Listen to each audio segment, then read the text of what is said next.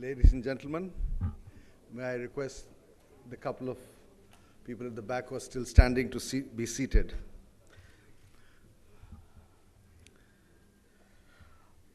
Honorable Mr. Kevin Rudd, Member of Parliament from Australia, former Prime Minister, former Foreign Minister, and above all, a distinguished analyst of China, which is why you are here this evening, not just as the former Prime Minister of Australia, but as someone who is regarded around the world as an authority, knowledgeable about Australia. I can tell you, a couple of months back, Mr. Rudd spoke in London at the International Institute of Strategic Studies, offering a brilliant analysis of the leadership transition in China, which is what prompted me to invite him to come to Mumbai.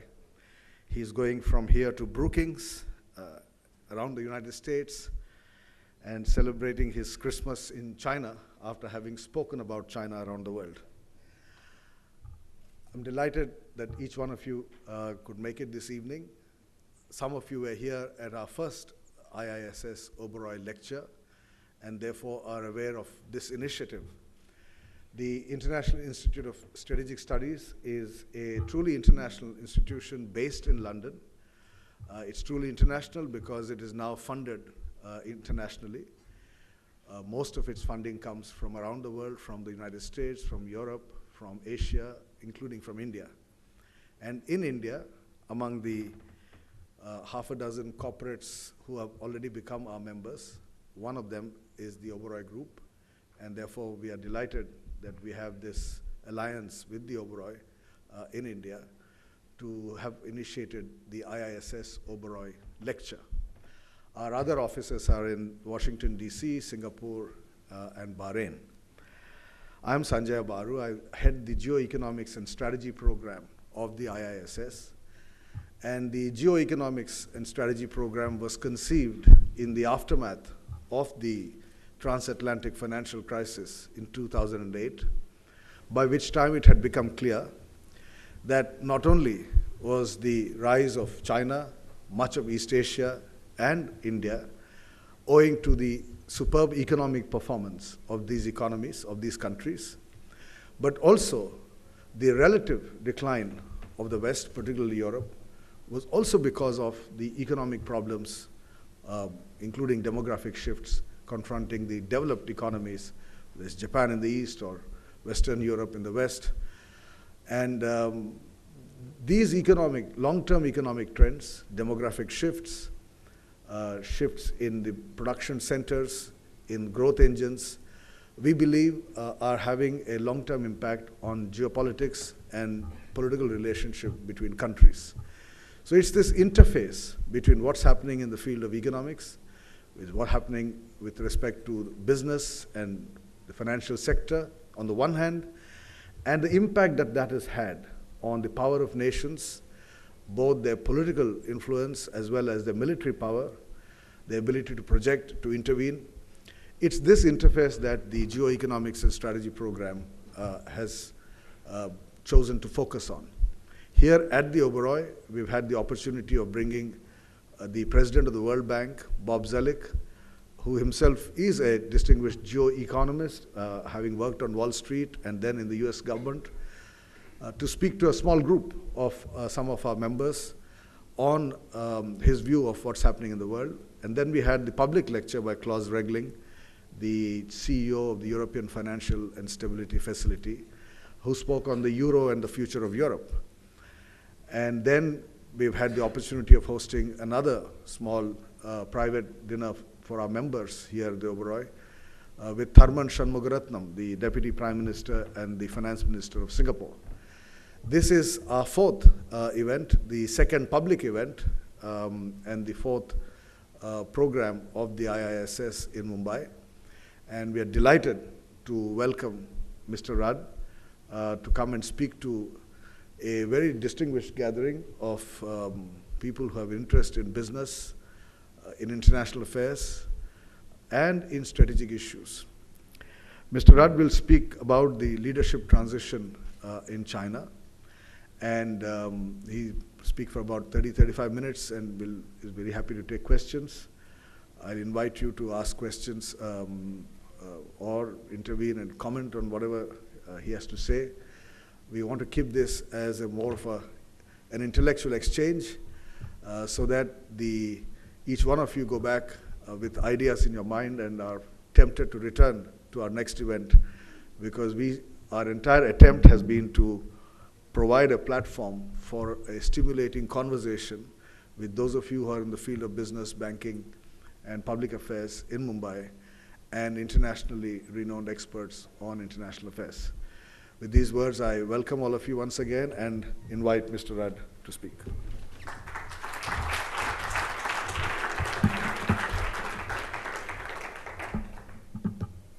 Thank you very much, Sanjaya, for that kind welcome, and it's wonderful to be back here in India and wonderful to be back here in Mumbai. And thank you for your kind references to my earlier political incarnations.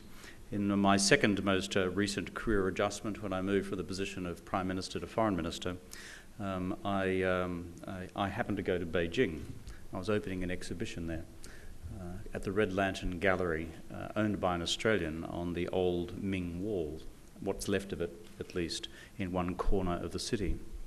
As I arrived there, the Chinese media had heard about my recent career adjustment, and they asked me in Chinese, 陆克文先生你还活着, which, for those of you who speak Chinese, it translates into English a little bit like this. This is live Chinese television. Kevin, you're alive. Which, when you think about it, is a very interesting question to be posed by someone from the Chinese political environment, and an interesting reflection as well on some of the rigours of internal Chinese political life. And so I then told them live on television a story. I said, well, I began as the son of a farmer. I became interested in China. I studied Chinese at university. And then, because no one else would employ me, I joined the Australian Foreign Service.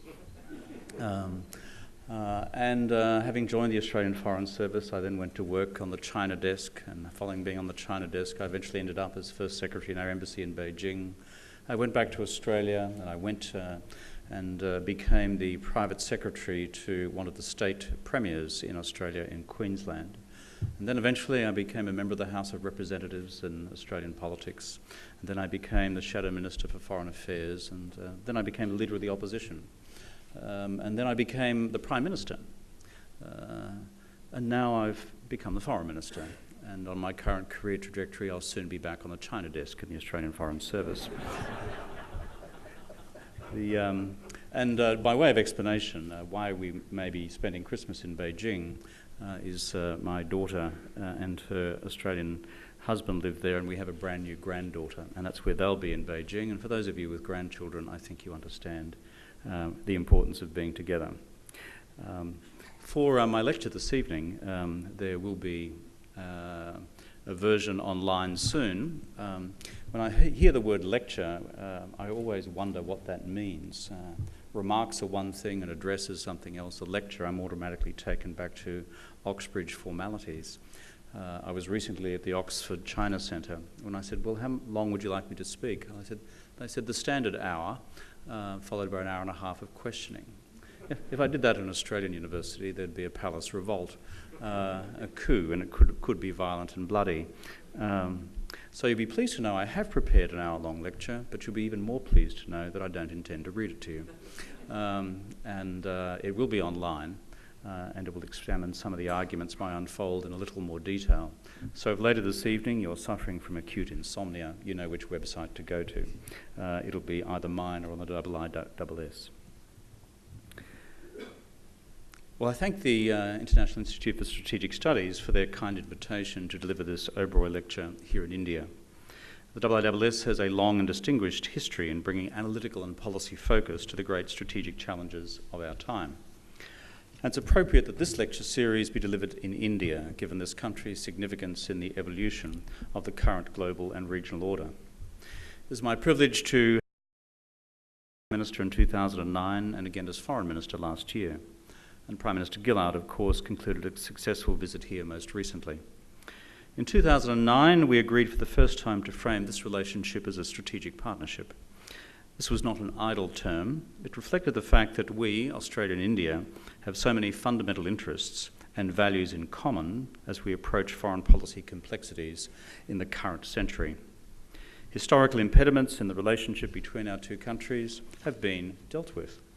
FTA negotiations are now underway, but if we are to make the most of this future relationship, we, that's India and Australia, must work together to unlock its economic potential. Australia is the 12th largest economy in the world, a member of the G20 together with India. We are the 4th largest economy in Asia after China, Japan and India.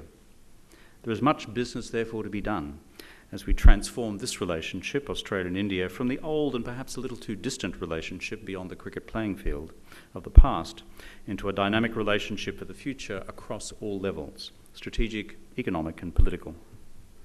We in Australia see ourselves as a middle power with both regional and global interests. We pursue an active diplomacy regionally and globally, and we look forward to working continuously with our friends here in New Delhi and in all the major councils of the world with India. I note that the specific space which the Oberoi Lecture seeks to occupy in our crowded international agenda is to make sense both in analysis and policy of the great geo-economic developments of the 21st century. Some may argue that geo-economic analysis occupies an uncertain terrain between the more defined certitudes of geopolitics on the one hand and geostrategic analysis on the other. Within the academy, there are some parallels with the emergence over the last 30 years of IPE, International Political Economy, as a recognised discipline occupying a necessary but nonetheless contested conceptual space between the more established disciplines of international relations and economics. A core task of foreign policy in the 21st century is to make analytical sense of international economics, international security and international politics in an age of globalisation where literally everything is connected to everything else. And based on integrated analysis, to make proactive policy recommendations to our respective governments on how to best maintain the stability of the post-war international order while at the same time managing the individual policy challenges of the day. I've long said that the beginning of wisdom in foreign policy is first to understand the interests and values and identity of others. Second, to understand with equal clarity the interests, values and sense of identity that we have ourselves.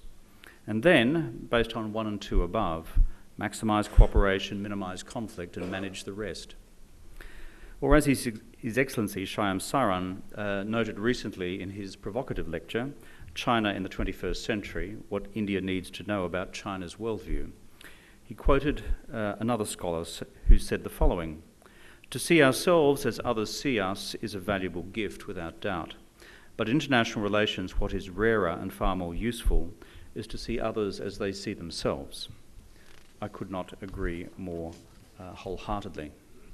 For it is on this core question of mindsets that I would like to focus my remarks today, on one of the central questions of our age, namely the rise of China and the response of the United States, the West and the rest, including this great civilization, this nation, this emerging economy that is India. So let us all be clear, the rise of China is no ordinary event. It is in fact an extraordinary event, and one which has materialised literally before our eyes over the last 30 years. Almost a nanosecond within the vast context and canvas of human history. When in the course of the next decade the Chinese economy surpasses the United States in aggregate size, this will be the first time since George III that a non-English speaking, non-Western, non-democratic state will be the largest economy in the world.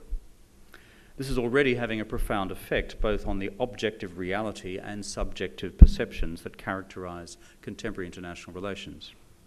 Not only is the centre of geo-economic gravity shifting from North America and Europe to Asia, or from a maritime perspective from the Atlantic to the Indo-Pacific, so too is the centre of geopolitical and geostrategic gravity shifting to this Asian hemisphere as well.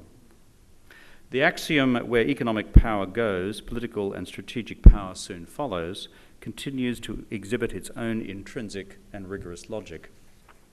That is not to dismiss the power of ideas, of values and of identity, for these too continue to shape the way in which we think and act. I, for one, have never believed that there is anything determinist about history. I believe that ideas matter, I believe that policy, including foreign policy, matters.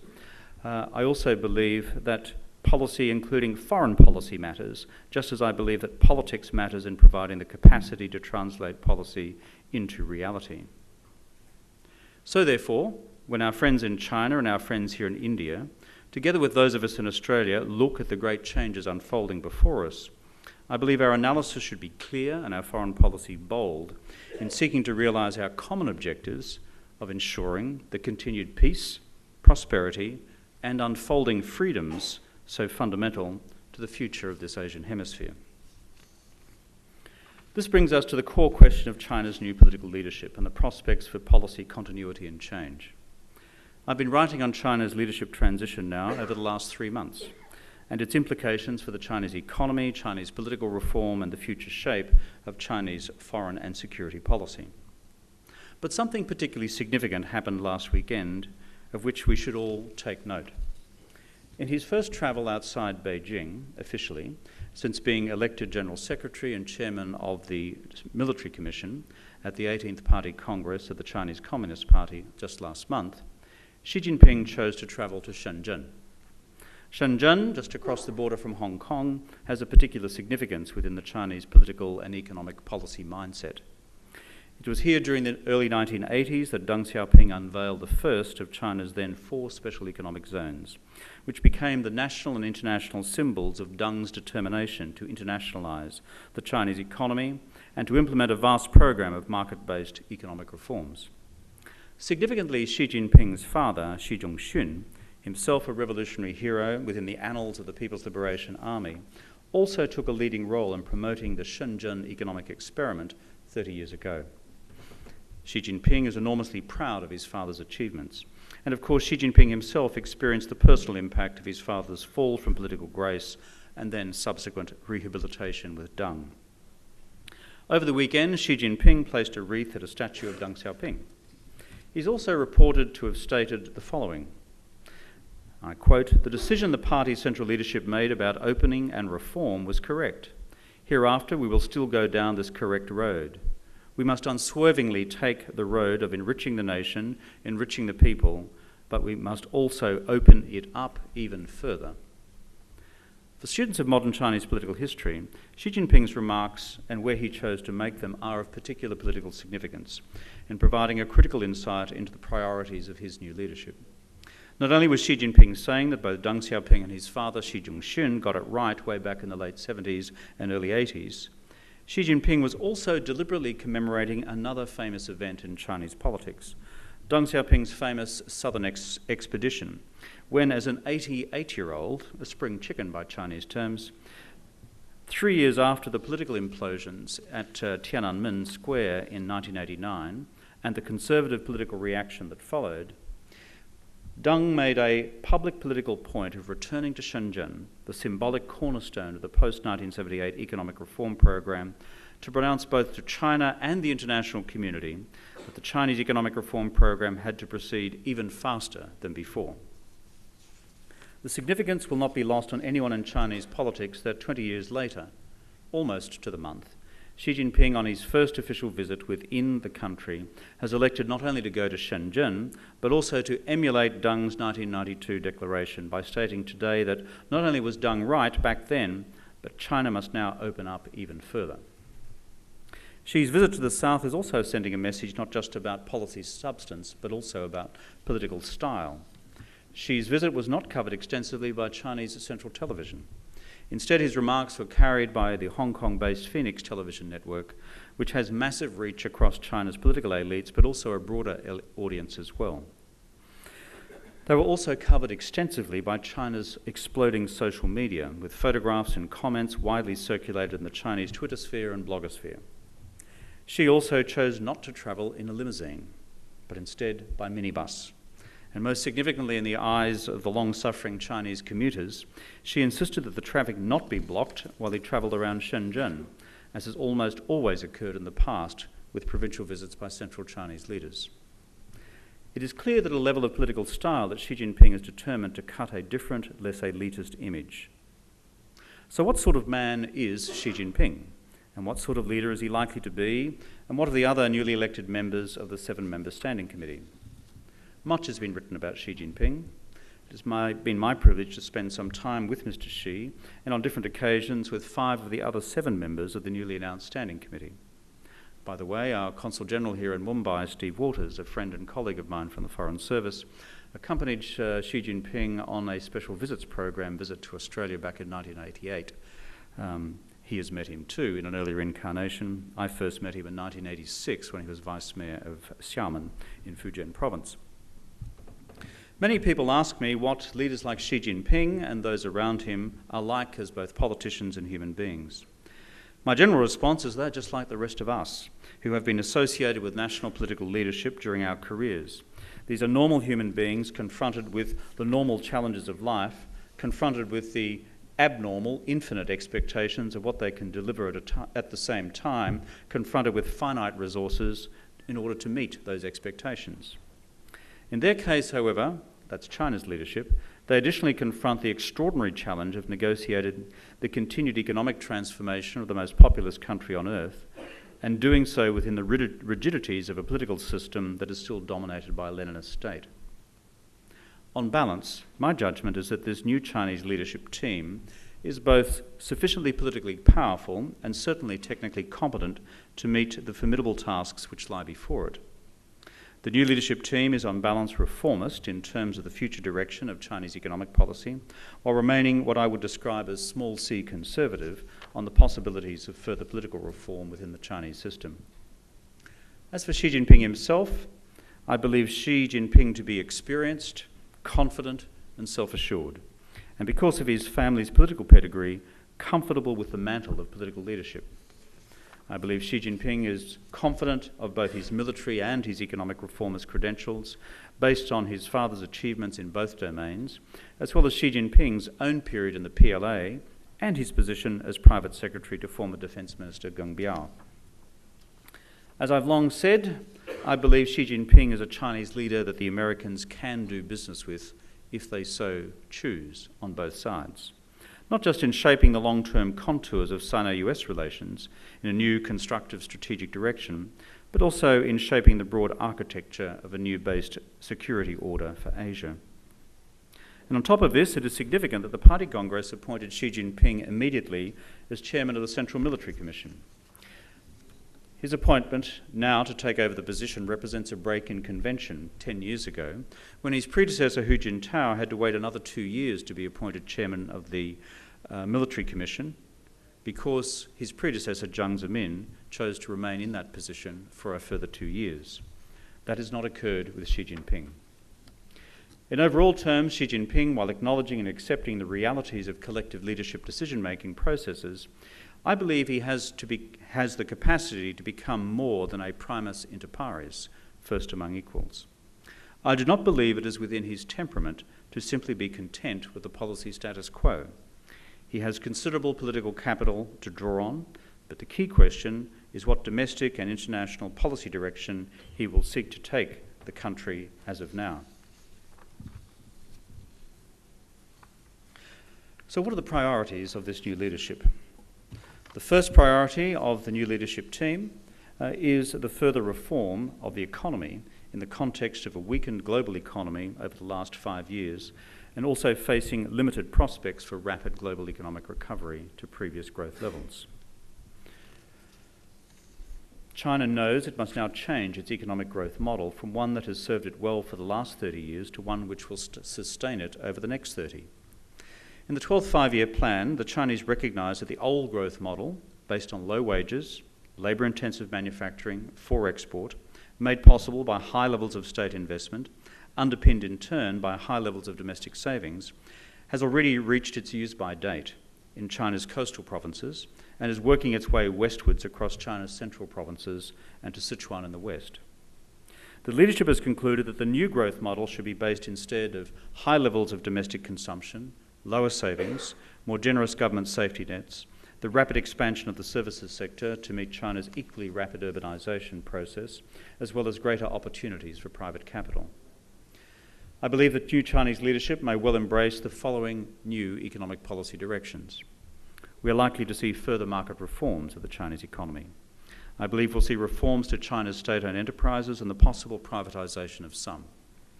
I believe we'll see reforms to the Chinese financial services industry and a greater ability for Chinese private enterprises to have easier and more competitive access to finance to sustain and expand their operations.